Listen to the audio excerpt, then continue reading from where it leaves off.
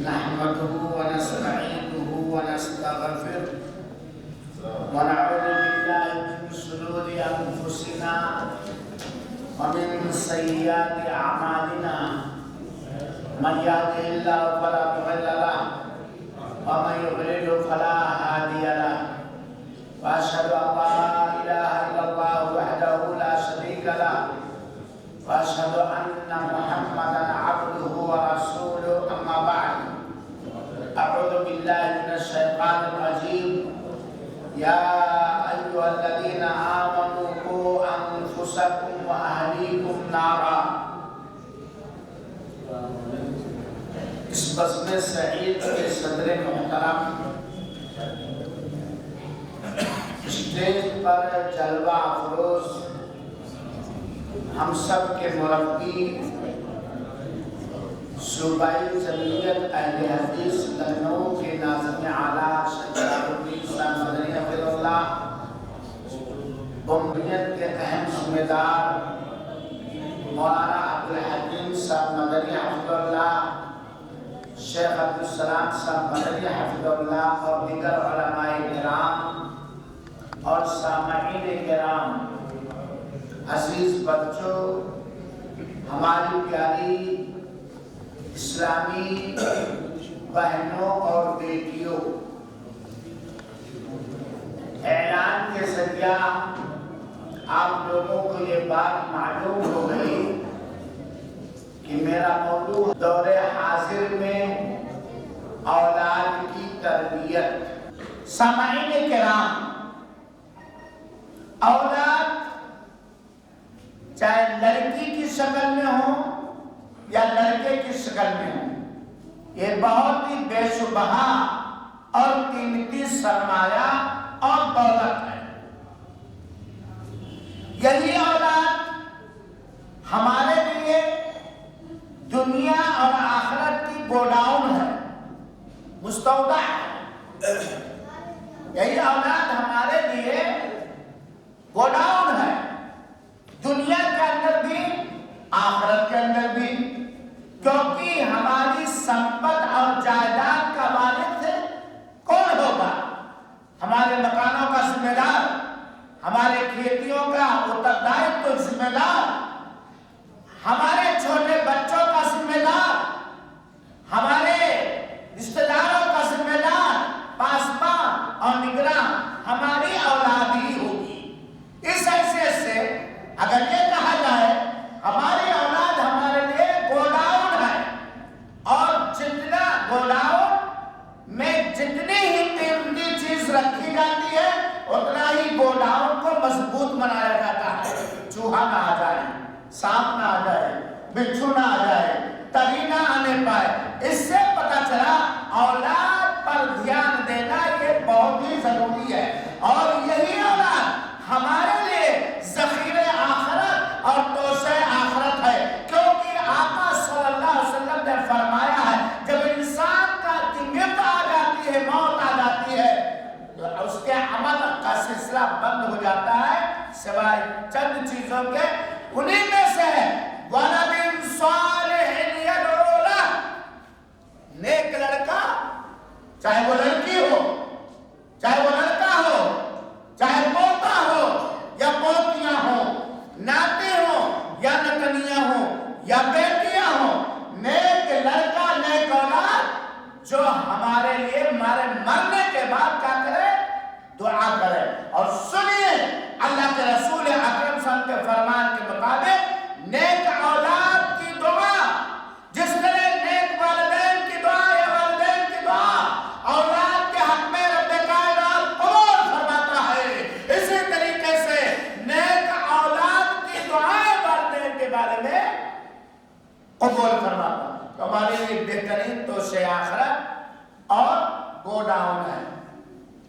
اولاد کی ہمیں کس طرح رعایت اور تربیت کرنی چاہیے ہم سب جانتے ہیں، اس میں کوئی شک نہیں کہ روز اول سے جس دن اسلام آیا اور نبی کریم صلی اللہ علیہ وسلم نعمت رسالت اور نبوت سے سرفراز فرمائے گئے، اس دن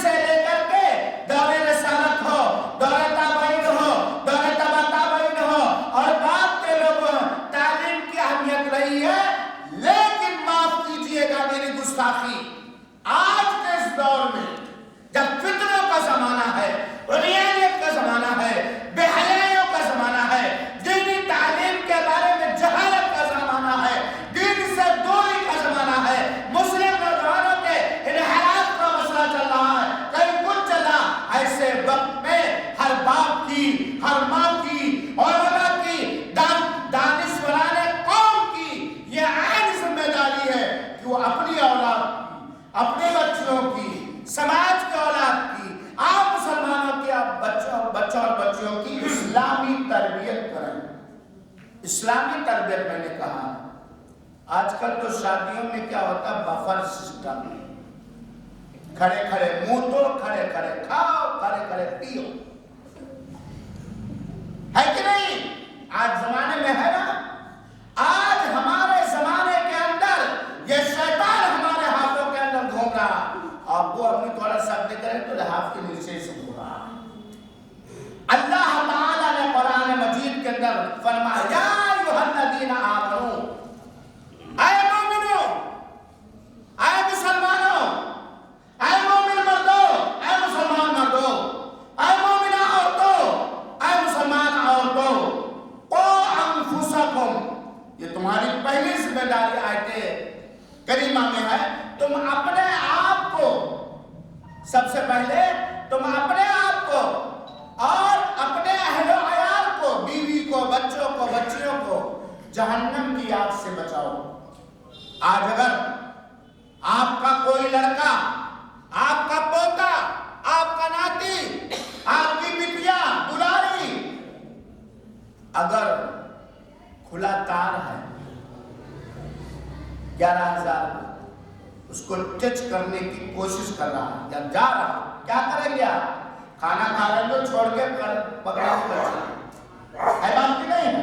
کتنے بھی ایمرجنسی کام میں آپ ہو, اپنی بچی یا اپنی اولاد کی جان کو بچانے کے لیے آپ دوڑ پڑیں گے, کیونکہ آپ جانتے ہیں میرا بچہ ہلاکت میں جانے والا ہے, تباہی کے راستے پر جانے والا ہے. ایسے ہی سب سے بڑی تباہی کیا ہے بھائیوں؟ بولیے بھائی, سب سے بڑی تباہی کیا ہوگی؟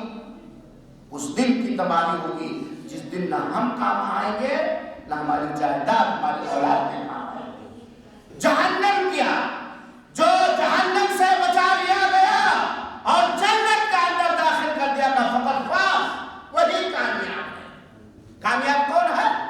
جو دوزخ سے بچا لیا جائے اپنے سچے عقائد کے ذریعہ, اپنے سچے اعمال کے ذریعہ, اپنے کردار کے ذریعہ, جو اپنے آپ کو دوزخ سے بچا لے اور جہنم سے نجات پا جائے, جنت میں داخل کر دیا جائے, وہی کامیاب ہے. اللہ تعالیٰ کہتا ہے, سن لو سامعین کرام, ہم بھی سن لے کہنے سے پہلے سب قوا انفسکم, اپنے آپ کو, واہلیکم, اپنے اہل و عیال کو دوزخ کی آگ سے بچاؤ. دوزخ کی آگ سے بچانے میں کے لیے ضروری ہے کہ سب سے پہلے ہر دادا کی, ہر باپ کی, ہر دادی کی, ہر ماں کی, ہر نانا کی, ہر نانی کی یہ عین ذمہ داری, فرض عین ہے کہ آپ اپنی تربیت اسلامی کرو. اسلامی تربیت جس کے ذریعہ دوزخ کی شعلہ زن آگ سے ہم بچ سکتے ہیں, اور اپنی اولاد کی تربیت کریں, اسلامی تربیت کریں. اگر ہم درس کھاتے ہیں اپنی اولاد, اور اگر سن لیا جائے, کہنے دیجئے, اگر ہم نے طاقت رکھتے ہوئے اپنی اولاد کی تربیت میں کوتاہی کی, سستی کی, لاپرواہی کی, اور ہماری نگاہوں کے سامنے یا ہمارے مرنے کے بعد یا ہماری ذمہ داری میں رہتے ہوئے وہ بہک گیا اور وہ راہ حق سے ہٹک گیا, اللہ اس کے رسول کی راہ سے ہٹ گئے, تو ہم ذمہ دار ہوں گے, قدم آگے نہیں بڑھ پائے گا. سن لیجیے, قدم آگے نہیں بڑھ پائے گا. اللہ کے رسول اکرم صلی اللہ علیہ وسلم نے فرمایا, حضرت ابو ہریرہ فرماتے ہیں, یہ اللہ کا فضل اور بہت بڑا احسان ہے کہ اللہ تعالیٰ ہر ایک کو, ہر اولاد کو فطرت اسلام پہ پیدا ہوتا ہے. یہ ماں باپ کی ذمہ داری. لڑکوں کو کون بگاڑتا ہے؟ لڑکا جب بولنے لگتا تو بجائے کہ ہم لا الہ الا اللہ سکھائیں, بجائے کہ لا الہ الا اللہ کا معنی اور مطلب سکھائیں, بیٹا تھوڑا ابو کو گالی دے دیتا ہوں, ہے کہ نہیں؟ بیٹا یہ تمہاری بھاوت ہے, تھوڑا مذاق کر لے تو, ارے لوگوں اپنی اولاد کو جہنم کی آگ سے بچاؤ. اللہ کے رسول فرماتے ہیں, کل مولود یولد علی الفطرہ, ماں باپ یا تو بناتے ہیں یا تو بگاڑتے ہیں. ماں باپ یا تو سنوارتے ہیں, نکھارتے ہیں, یا انہیں بگاڑتے ہیں, تہس و نحس کرتے ہیں. یہ حدیث ہے کہ ہر بچہ فطرت اسلام پہ پیدا ہوتا ہے, ہر بچہ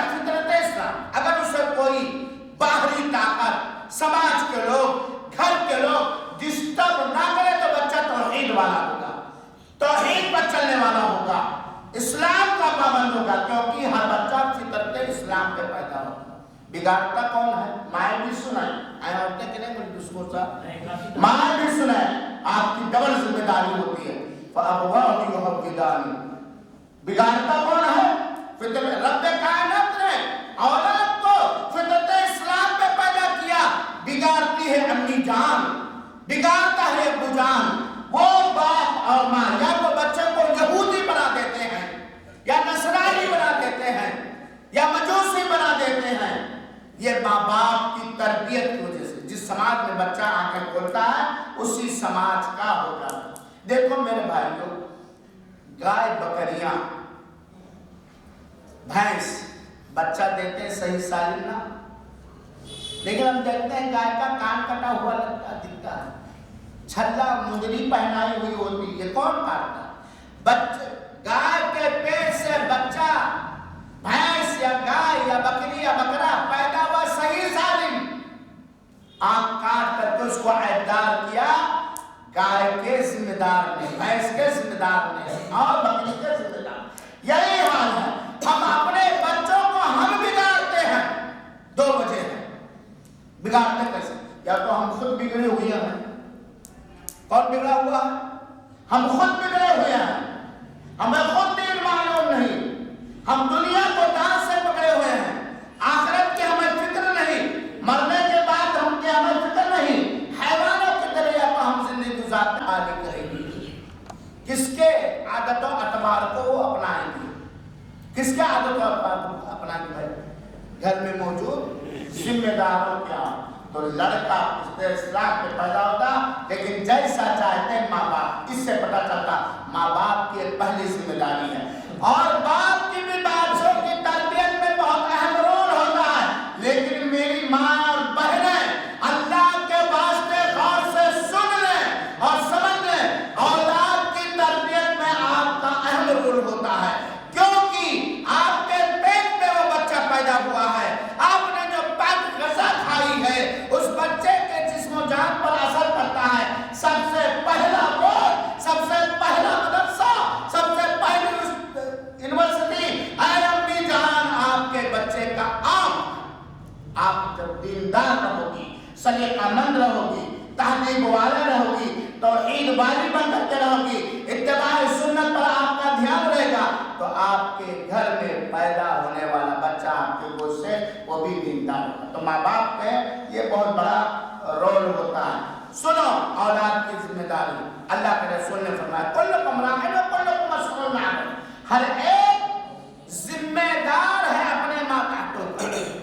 ماتحت میں نے ترجمہ کیا، ہر ایک ذمہ دار ہے اپنے ماتحت کا، چنانچہ ایک آدمی اپنے ماتحت کا ذمہ دار ہے، پردھان ہے، مکھیا ہے، اغوا ہے، وہی ذمہ دار ہے۔